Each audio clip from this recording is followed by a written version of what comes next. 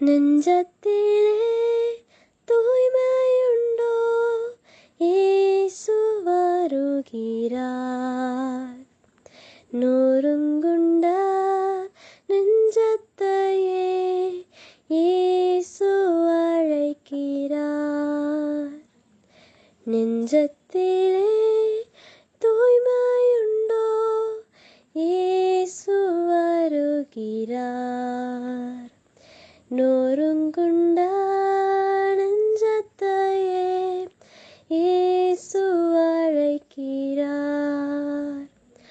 வருந்தி சுமக்கும் பாவம் உன்னை கொடிய இருளில் சேர்க்கும். வருந்தி சுமக்கும் பாவம் உன்னை கொடிய இருளில் சேர்க்கும்.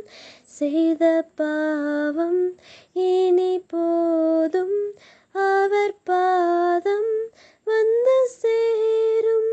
அவர் பாதம் வந்து சேரும்.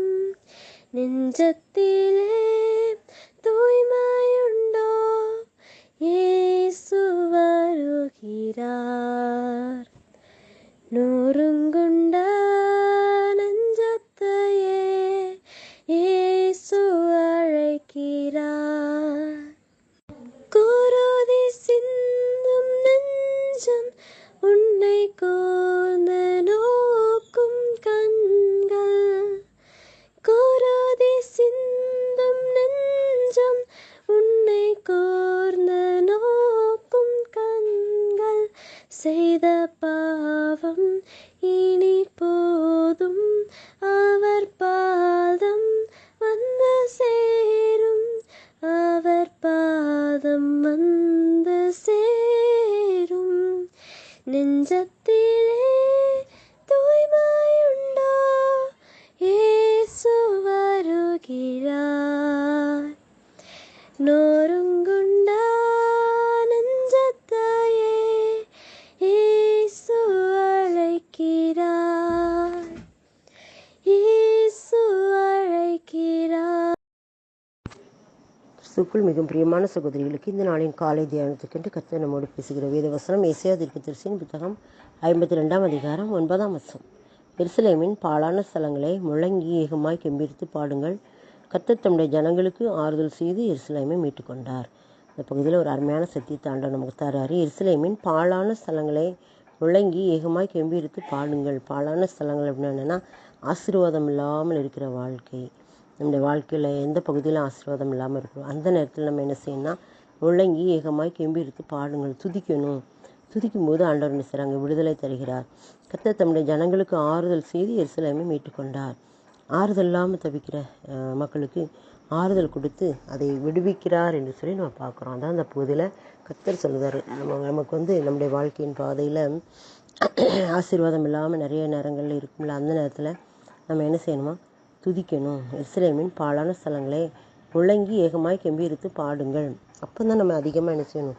துதிக்கணும். சோர்ந்து போகாமல் என்ன செய்யணும்? துதிக்கும்போது அந்த பாழான நிலங்களெல்லாம் பகிர்நிலமாக ஆண்டவன் செய்வாராம், மாற்றுவாராம். பாழான ஸ்தலங்கள்லாம் தேறுதல் அடைய செய்வாராம். அதோடு மட்டும் இல்லை, அவர் தமக்கு ஜனத்துக்கு ஆறுதல் செய்து அதை மீட்டு கொண்டாராம். நமக்கு ஆறுதல் இல்லாமல் இருக்கிற நேரங்களில் நமக்கு ஆறுதல் கொடுத்து மீட்டு கொண்டார், விடுதலை கொடுக்கிறார். அந்த எந்த கருத்தில் நம்ம ஆறுதல் இல்லாமல் தவிச்சிட்டு இருக்கோமோ அதில் நமக்கு விடுதலை கொடுக்கிற தகப்பனாக இருக்கிறார். நம்ம இவ்வளவாய் நேசிக்கிறார். நம்முடைய வாழ்க்கையின் பாதையில் அந்த பகுதியில் அவர் சொன்ன வார்த்தைகளை பார்த்தோன்னா, பாழான ஸ்தலங்களையெல்லாம் பயிர்நிலமாக மாற்றி ஆசீர்வதிக்கிறார். அதுக்கு நம்ம செய்ய வேண்டியது துதிக்க வேண்டும், அதிகமாக துதிக்க வேண்டும். சோர்வுக்கு இடம் கொடுக்காம பாழான ஸ்தலங்கள், பாழான நேரங்கள், பாழான இடங்கள், ஆறுதல் இல்லாத இடங்கள், ஆசீர்வாதம் இல்லாத நேரங்கள் நம்ம வாழ்க்கையில் வரும். வியாதியின் நேரம், கஷ்டத்தின் நேரம், கவலையின் நேரங்கள்லாம் பாழான ஸ்தலம்தான். இந்த நேரத்தில் நம்ம என்ன செய்யணும்னா சோர்ந்து போகாமல் நம்ம துதிச்சுக்கிட்டே இருக்கணும் அப்படின்னு சொல்லி கர்த்தர் சொல்கிறாரு. அது முடியுமா? நமக்கு யோசித்து பார்க்க வேண்டியதுதான். அது முடியுமா முடியாதான்னு நம்முடைய நிலைமை எப்படி இருக்கும் அப்படின்னு நமக்கு தெரியாது. அந்த நேரத்தில் நம்ம என்ன செய்யணும்? நம்மளால் முடிஞ்ச மட்டும் துதிக்கணும். ஆண்டவரே உமக்கு நன்றி செலுத்துகிறேன். நீர் எனக்கு இவ்வளவு நாளும் என்னை பாதுகாத்தீங்க, இதுவரைக்கும் என்னை நடத்துனீங்க, இப்போவுமே நடத்திட்டு இருக்கீங்க அப்படின்னு நம்ம நன்றி சொல்ல ஆண்டவரே என்ன செய்தார்? நமக்கு ஆசீர்வாதமாக மாற்றிக்கிட்டு இருக்கிறாரு. அதான் எருசலேமின் பாழான ஸ்தலங்களை முழங்கி கெம்பீரமாய் பாடுங்கள். சாதாரணமாக இல்லை, முழங்கி கம்பீரமாய் பாடுங்கள், ஆர்ப்பரிக்கணும் அப்படின்னு சொன்னார். நமக்கு வந்து வேத புத்தகத்துலேருந்து சந்தோஷமாக இருக்கிறவன் சங்கீதம் பாடக்கடவன், கஷ்டத்தோடு இருக்கிறவன் ஜெபம் பண்ண கடவன் அப்படின்னு சொல்லிட்டு சொல்லப்பட்டிருக்கு யாக்கோபில். ஆனால் நம்ம வேத புத்தகத்தில் நம்ம பழைய ஏற்பாட்டில் கூட என்ன சொல்கிறாங்கன்னா, பாழான ஸ்தலமாக இருக்கும்போது நீ முழங்கி கம்பீரித்து பாடு அப்படின்னு. இப்போ ஆண்டோடைய வார்த்தைக்கு நம்ம செவி கொடுக்கணும். நமக்கு அந்த நேரங்களில் துதிக்கிறதுக்கு நாக்கு வரலாம்னு சரி, இருதயத்தில் என்ன செய்யணும், நம்ம துதிச்சுக்கிட்டே இருக்கணும். அப்போ தான் அவர் என்ன சார் நம்ம மீட்டுக்கொள்கிறார், ஆறுதல் செய்து நம்ம மீட்டுக்கொள்கிறார். கர்த்தர் தம்முடைய ஜனத்துக்கு ஆறுதல் செய்து அதை மீட்டுக்கொண்டார். அவருடைய ஜனம் யார்? நம்ம தான். நமக்கு வந்து ஆறுதலை கொடுத்து நம்மை விடுதலை கொடுத்து வழிநடத்துவேன் என்று சொல்லியிருக்கிறார். எவ்வளோ பெரிய தகப்பன் அவர், நமக்காக எல்லாவற்றையும் செய்து முடித்தவர். அதான் அவர் சொல்ல ஆகும் ஒரு கட்டளையிட நிற்கும். பாழான ஸ்தலங்களெல்லாம் முழங்கி ஏகமாக கம்பீரித்து பாடச் செய்வார். ஆறுதல் இல்லாத இடங்களில் ஆறுதல் தந்து நம்மை மீட்டுக்கொள்ளுவார்.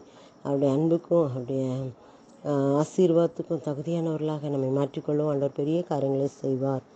துயரம் நீக்கி ஆறுதல் தந்தி உமக்கு நன்றியா, துயரம் நீக்கி ஆறுதல் தந்தி உமக்கு நன்றியா, புலம்பல் மாற்றி ஆனந்தம் தந்தி உமக்கு நன்றியா, புலம்பல் மாற்றி ஆனந்தம் தந்தி உமக்கு நன்றியா, என்னை நடத்தும் இயேசுநாதா உமக்கு நன்றியா, எனக்குள் வாழும் இந்த நேசா உமக்கு நன்றியா.